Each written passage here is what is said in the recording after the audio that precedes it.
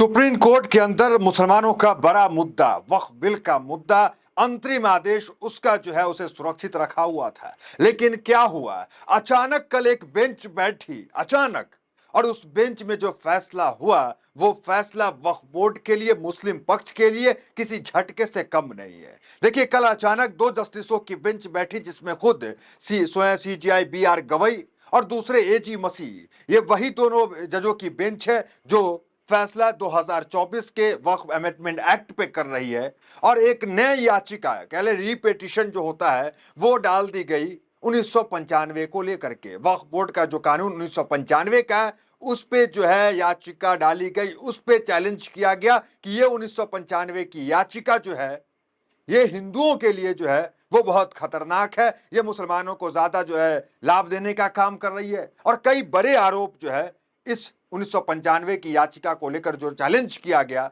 वो लगाया गया। देखिए, एक हमने आपको पहले भी बताया था, विष्णु शंकर जैन एक हिंदू पक्ष के वकील हैं, वो एक याचिका लगाए थे कि ये जो 5 याचिका सुप्रीम कोर्ट के अंदर अभी स्वीकृत की गई है, पांचों याचिका जो है वो मुसलमानों की है, हिंदू पक्ष की एक याचिका आप स्वीकृत कीजिए। हालांकि उस वक्त सीजीआई बी.आर. गवई उनकी याचिका स्वीकृत नहीं किए थे, विष्णु शंकर जैन की। विष्णु शंकर जैन कौन है? वही है विष्णु शंकर जैन जिनका मामला ज्ञानवापी मस्जिद से लेकर संभल मस्जिद तक वो हिंदू का पक्ष रख रहे हैं, हिंदू पक्ष में जो है दलीलें दे रहे हैं। अब देखिए नया मामला क्या चला आया सुप्रीम कोर्ट के अंदर, 1995 का मैटर। 1995 मतलब समझिए कि पूरे वक्फ बिल के ढांचा को ही ये हिंदू पक्ष के जो वकील हैं इनको 2024 के अंदर ये संशोधन जो हुआ, जो सरकार करके लाई है, उससे भी वो संतुष्ट नहीं है। और वो चाहते हैं पूरे वक्फ बिल को जो है वो गैर कानूनी है उसको बंद किया जाए।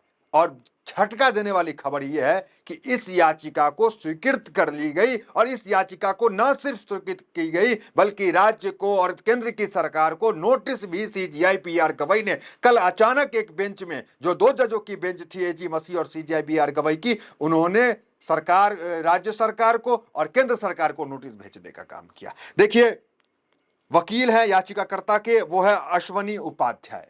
अश्वनी उपाध्याय ने तमाम तर्कें दी कि ये जो 1995 एक्ट है ये भेदभावपूर्ण है और इसके ऊपर जो है याचिका हमारी स्वीकृत की जाए, और उनकी याचिका स्वीकृत की गई। देखिए क्या ब्रेकिंग न्यूज उसको लेकर के चल रहा है, जरा आप देख लीजिए। सुप्रीम कोर्ट में अब वक्फ एक्ट 1995 को चुनौती, एससी ने पूछा इतनी देरी क्यों की, इससे जुड़ी याचिकाओं में शामिल कर रहे केंद्र राज्य सरकार को नोटिस। एक सवाल सीजीआई ने जरूर पूछा कि इतनी देरी आपको क्यों हुई, तो फिर उसने जवाब दिया कि अल्पसंख्यक आयोग का मामला और कई मामला जो है देरी से सुनवाई स्वीकृत की गई, याचिका स्वीकृत की, उसमें सुनवाई भी हुई, तो इस मामले पे सुनवाई क्यों नहीं।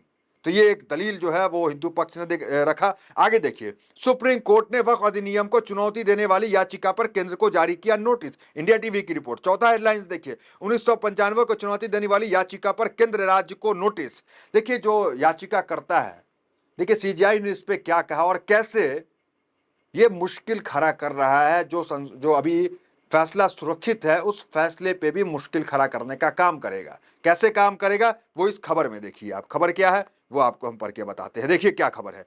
खबर यह है, 1995 की संवैधानिक वैधता को चुनौती देने वाली याचिका पर सुप्रीम कोर्ट ने केंद्र सरकार सहित सभी राज्य सरकार को नोटिस जारी कर जवाब मांगा। साथ ही कोर्ट ने याचिका को मूल याचिका के साथ टैग कर दिया है। CGI B R. गवई और जस्टिस एजी मसीह की पीठ ने यह आदेश दिया है, मूल याचिका के साथ इस याचिका को टैग कर दिया है।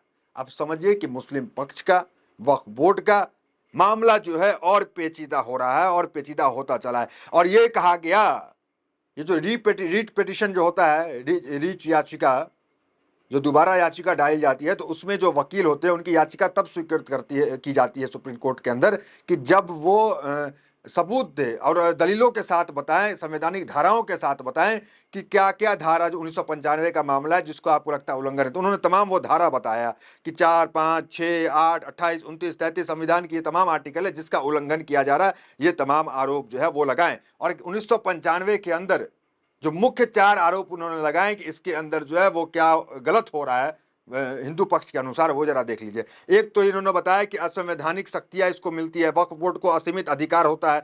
दूसरा इन्होंने बताया कि न्यायिक प्रक्रिया का अभाव है, इसका फैसला ट्रिब्यूनल करता है, कोर्ट को करना चाहिए। तीसरा इन्होंने बताया कि भेदभावपूर्ण प्रावधान है, एक्ट केवल मुस्लिम समुदाय के लिए विशेष प्रावधान देता है, जबकि हिंदू, जैन, सिख आदि के लिए समान व्यवस्था नहीं है। चौथा इन्होंने कहा है कि संपत्ति दुरुपयोग और जबरन अधिग्रहण बोर्ड पर ढंग से संपत्तियों पर वक्फ कब्जा करने का काम करती है।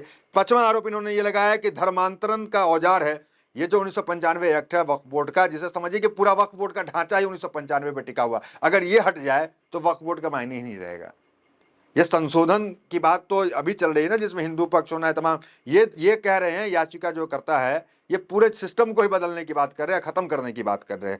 और इसमें बड़ा आरोप लगाया कि धर्मांतरण का आरोप, कह रहे हैं कि आदिवासियों की जमीन, गरीबों की जमीन लेकर के वक्फ बोर्ड उस पर कब्जा करके फिर जो है उसको जबरदस्ती धर्मांतरण कराता है, इस्लाम धर्म में लेकर के आता है। ये बड़ा आरोप जो है 5 जो है सुप्रीम कोर्ट के अंदर लगाया गया। हम आपको बता दें विष्णु शंकर जैन ने भी याचिका लगाई थी, उसकी याचिका अस्वीकृत कर दी गई थी इसी 1995 के मामले में, लेकिन अब जो फिर याचिका दोबारा लगी ये स्वीकृत कर ली गई।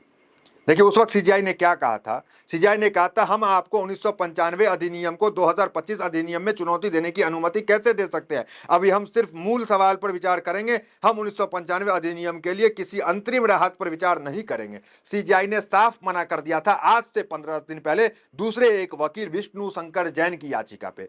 लेकिन फिर अब दूसरे वकील हैं अश्वनी उपाध्याय, उन्होंने फिर याचिका डाल दी और इनकी याचिका जो है स्वीकृत कर ली गई और उसके साथ अटैच कर दी गई पुराने मामले के साथ। तो ये तमाम मामला है। जरा सोचिए आप कि अब क्या मामला जो मुस्लिम पक्ष का है वो क्या आसान हो रहा है या भारी हो रहा है। बिल्कुल मुस्लिम पक्ष का जो मामला है वो पूरी तरीके से अब जो है वो भारी होता हुआ यहाँ पर दिख रहा है। आसान नहीं है कि मुस्लिम पक्ष जो है यहाँ पर जीत जाए या मुस्लिम पक्ष का ऐसा हो जाए। एक मुश्किल जो है एक और जो है आकर के खड़ी हो गई, क्योंकि पूरे ही ढांचा को चुनौती दे दी गई और इसे स्वीकृत कर लिया गया। ये एक बड़ा ब्रेकिंग न्यूज है और ये न्यूज जो है वो इस वक्त सुर्खियों में है। इस बीच जब मुसलमानों का सबसे बड़ा मुद्दा जो वक्फ का मुद्दा है वो सुप्रीम कोर्ट के अंदर है, तो मुस्लिम समाज से लेकर तमाम वो संगठन चिंतित हैं कि आखिर क्या कुछ फैसला आने वाला है। लेकिन उनके लिए ये खबर बिल्कुल अच्छी नहीं है। एक और खबर जो उत्तर प्रदेश से आ रही है, हमने पिछली वीडियो में बताया, वो खबर ये कि 400 से ज्यादा मस्जिदों को, मदरसों को डिमोलिश किया गया और उस पर नोटिस चिपकाया गया। तो ये खबर भी मुस्लिम पक्ष के लिए अच्छा नहीं है। इस पे अरशद मदनी भी सामने आए और अरशद मदनी ने कहा कि हम जो है पूर्व जो सीजीआई थे चंद्रचूड़, उसके सामने मदरसे की याचिका को लेकर गए कि मदरसे को इस तरह से बुलडोजर नहीं चलाया जाए, और उस याचिका को न सिर्फ स्वीकृत की गई, उस पे अरशद मदनी की जीत हुई। और अरशद मदनी के इस याचिका पे सुनवाई करते हुए सीजीआई चंद्रचूड़ ने कहा किसी भी मदरसे पे जो है नोटिस नहीं चिपकाया जाएगा, किसी भी मदरसे को बुलडोजर नहीं चलाया जाएगा। लेकिन ये जो अगर कोई मदरसा है और वो सही जमीन पे है गलत जमीन पे, ये तय कोर्ट करना था, सरकार को नहीं।